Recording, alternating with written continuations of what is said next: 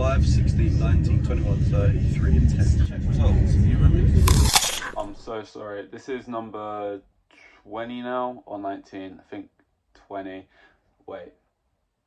I think 19 actually. I don't know. It doesn't matter. It's another one without like the mic, which is annoying because they sound so shit without it. Like when you've never used the mic and you've only been using it like this, it's like yeah, sure, this is just how it sounds. When you've went from all of them with it to then going without it and it's coming hard off it, it's like fuck, it's shit. I want to make something clear right now. I'm not stoned out of my mind. You know, I'm not crazily high. I kind of look that way because my eyes look all tiny. You can't really see it actually because the way the light's up here, it's kind of creating a shadow. If I get up real close, oh that angle. Oh yeah, there. Look, I'm bloodshot as hell. Not yeah, not stoned and not I don't mind. I don't think anyone's farted on my pillow, so I don't think I have two pink eye eyes either.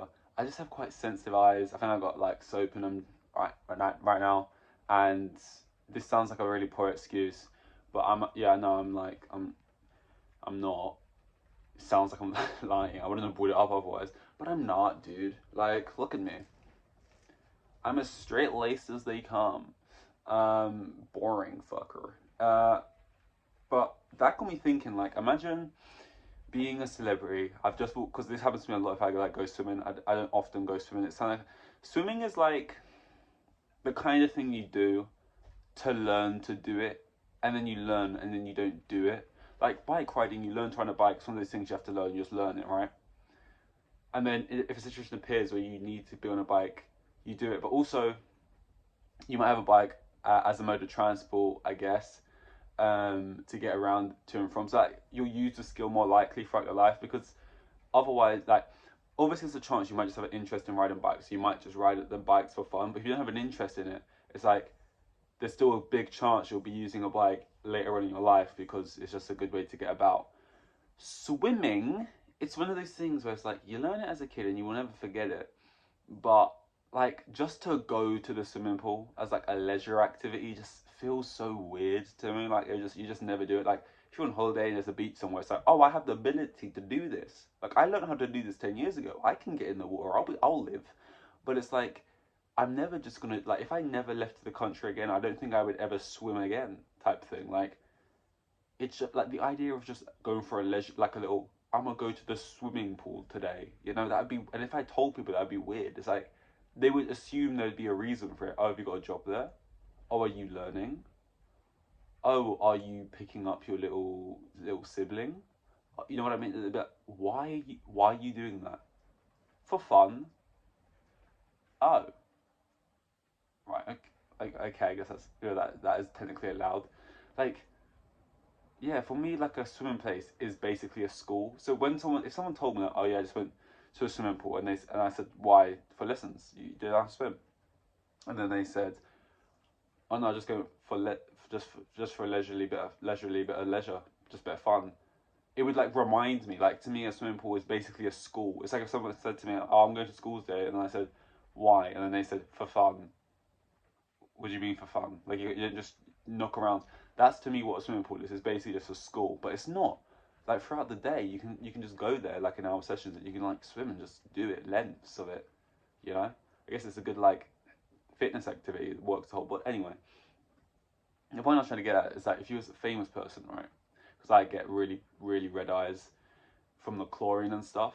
Um, like you got bloodshot eyes, you went swimming, right? Chlorine, paparazzi, papia, and it's not a big deal. It's legal in most states. Um, and everyone online is like, oh, look at this picture of so and so coming out at this place at 11 p.m. Absolutely stoned out of their mind. It's just a funny picture. You look like you just looked fucked, right? It's so frustrating. The whole world says something about you, and whether it's a good thing or a bad thing, even, or whether it's deep or not deep, or whether it's whatever, the fact that no matter what you say, they will think this thing about you, even if what you're saying is true, that's like one thing, not something like I fear, but it's like one thing I like hate the most. Is basically the whole conundrum of like, would you rather eat shit, but no one knows you eat shit. Wait, is that it? Yeah, it's eat shit and no one will ever know. Or you don't have to eat shit, but everyone will think you ate shit. And like, it kind of says a lot about the type of person you are. Like, if you say, "Oh, I would prefer not to eat feces," it kind of says, you know, like, yeah, you're sure you're sure of yourself. You don't need other people's validation. You don't care what people think. You know your morals and your principles, and as long as you didn't have to eat dog turd, you're happy. You know, that makes you feel good. And other people are just like, perception is everything, and it's so much. And I can't live my life and function ultimately if my future employers think I'm a shit eater. You know, that's not going to run well. You know, how am I meant to let my mother in the eyes at Christmas when they all think I've been up there scoffing poo? It's not the one. Ultimately, I'm eating shit. I'm chowing down. No one's got to know. It's fine. Ultimately, it's a bad day. It's a bad day. It's one that will scar me, but I can move on with the rest of my life. And the rest of my life without a nickname that, you know, would quickly form, would be all over Twitter. Like, it just doesn't need to happen. I'm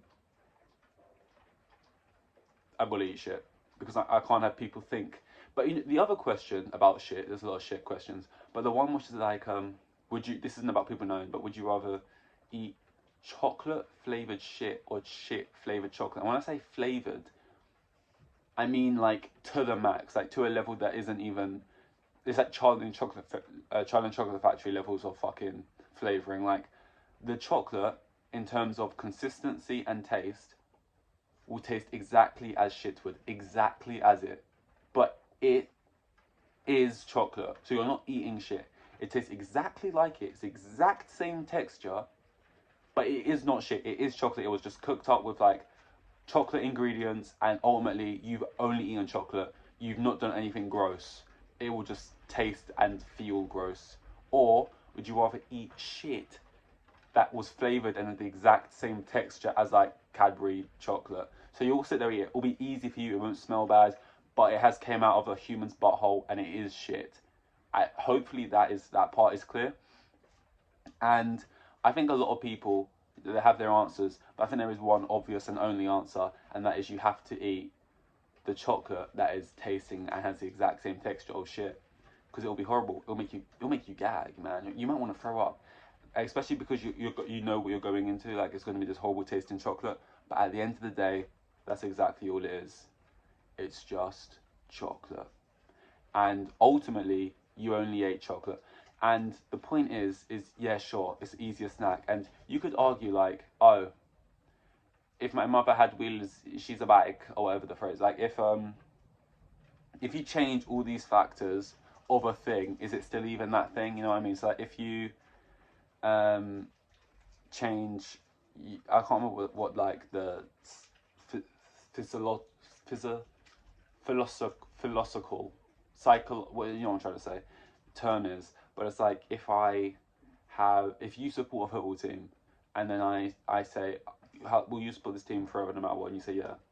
And I say, what if the team changes their club colours from blue to red? Would you still support them? And you say yeah. And I say, what if they change their team name as well from Arsenal to Farringdon United? Would you still support them? You say yeah. I say, okay, what if they sold every single player they have now, bring in a new player? Would you still support them? People would say yeah. I say, okay, what if I move the location of where they play and I put them in Scotland instead? Would you still support them? So yeah, and it's like, how many things have I got to change until you're not even supporting the same thing at all anymore? It's just a completely different thing. So some people would argue, okay, well, the properties of it tastes and it smells like shit, so it's essentially shit. Keyword, essentially. It's not. And ultimately, the main reason us as humans aren't eating shit is not because it tastes bad. It does, but that's not the deterrent, or it shouldn't be. Well, it should be one of them. Ultimately, we're not eating it because it's disgusting. It comes out of someone's pooper, and it's like mushed up food. It's just been pushed through intestines over a few days or whatever, and it's like gross. Like, if you're telling me you would pick the option that is chocolate flavored poo, you're basically telling me the only thing stopping you from eating poo is the fact that it doesn't taste like chocolate. And if it did, you'd be chowing straight down. You'd save some money each week. That's the only like barrier in the way, which to me is not there's not enough barriers. So you have your good time eating the chocolate, which is actually poo. You're basically nice tasting poo, which you've admitted to. And sure, I'll have a terrible time eating my horrible chocolate bar, but ultimately I can sleep at night knowing it was just chocolate, and it was made from a cow and like other ingredients in a factory with probably cocoa beans. Actually, let's not get political, but yeah, a lot of shit talk so far, and not like in the like UFC, MMA, boxing sense. Shit talk in the sense, well, literal shit so far. Which, I mean, yeah, this is a shit episode. See what I did there. This isn't helping me trying to act like I'm not stoned. This is very much stoned chat. They should, like, I'm not a really big boxing fan. I actually, like, how many times can you watch people go at it? Your shit. I'm a knock you. Like, if you're a big boxing fan, how many times have you heard someone say in like the press conference, "I'm gonna knock you out in round one"? Like they all say it every single time. It's just like just a meaning thing. They should change it to like actual shit talk, like a little podcast where the two boxers just sit down and just talk all things like feces, all things shit. You know. Imagine it. No, that'd be horrible. Actually, you couldn't do bets like that. You could probably see where I was going. I'm just trying to think of ways you could implement shit into boxing, and I should probably just switch paths and talk about something else at this point. I wasn't meant to be talking about this for this long. The thing is, I actually had many things I wanted to mention, but it's like, do I want to mention them when I'm not even talking into a good mic? I gotta get one that's like, because at the moment I'm trying to make this as minimal steps as possible to make it like as easy and efficient to do this daily as possible. And right now I've been like doing video and audio separately and then stitching them together, which doesn't take long. But if I can shorten it, I should. And if I can make it so the audio and video is like still a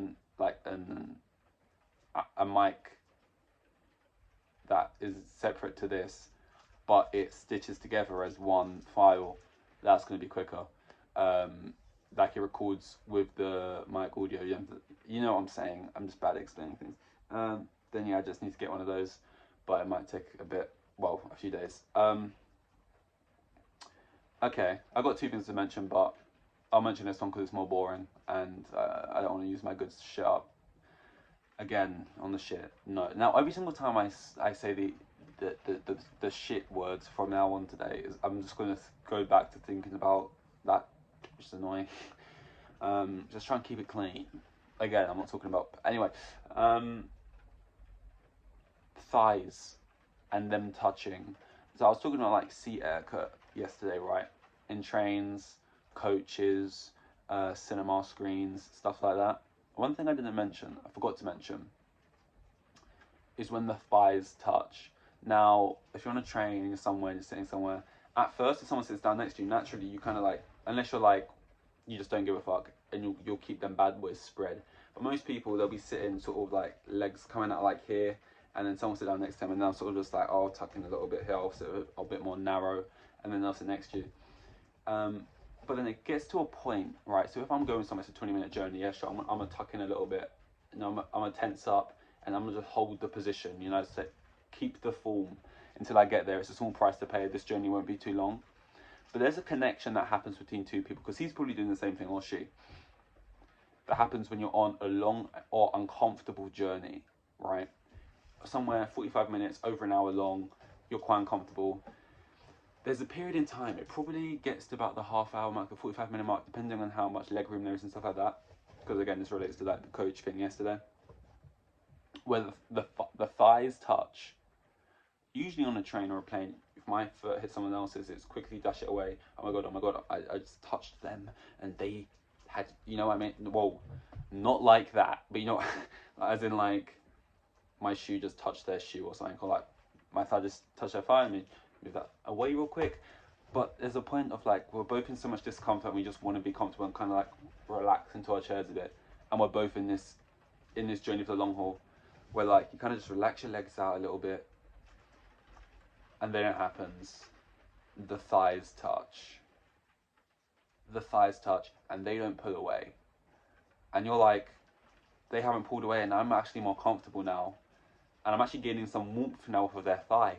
And I'm not pulling away, and I'm actually kind of enjoying it. I'm quite snug here. And then you kind of just sit there now with the thighs touching, and it's just like, why don't we just do this from the beginning? Why couldn't we just be grown-ups about it? You know, that's a real, like, definition of when you've grown up. When you can get on a bit of public transport and you can just be comfortable that, yeah, we're strangers, we don't know each other. It's not weird. We're wearing clothes. Our thighs can touch. Let's just be comfortable, you know what I mean? And I was on that coach, and on the way back, it was one of those things where, like, we'd already done the journey there, so we knew that on the way back it was going to be more of the same. It was late, we're tired, and with it, the barrier was much quicker. It was like within 10 minutes, the barrier broke, the thighs were touching. Comfortable. Well, as comfortable as you could be. I wasn't like that comfortable, but it happened. I'm saying it like it's some sort of, oh my god, Jennifer, last night, I lost we touched thighs, but you know, I'm trying to say, my eyes are really sore right now. God, I feel like I need to wash them out. I just got very sore. If I go outside, ever, any day, and I haven't been outside yet that day, I will cry. Not because I hate the outdoors, and I'm a hermit. Oh god, I've got an eyelash in there.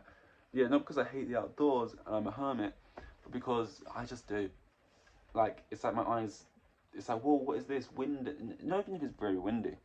If I go outside, and it's the first time I've been outside that day, they'll just be watering and I'll be crying and be, are you okay? Yeah, yes, I'm fine, I've got weak eyes. And they don't buy it, you know, they don't believe me. They think I'm just sobbing, but no. Sensitive eyes.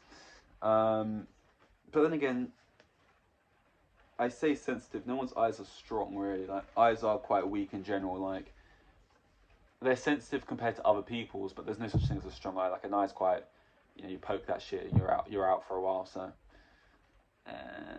we can end it here. I believe it's probably 19, so in that case, on to 20. Here with the kids, and they had like 3 kids, and the geezer was probably on like maximum 20 bags a year. Like the most boring bloke you'll ever meet in 1 year.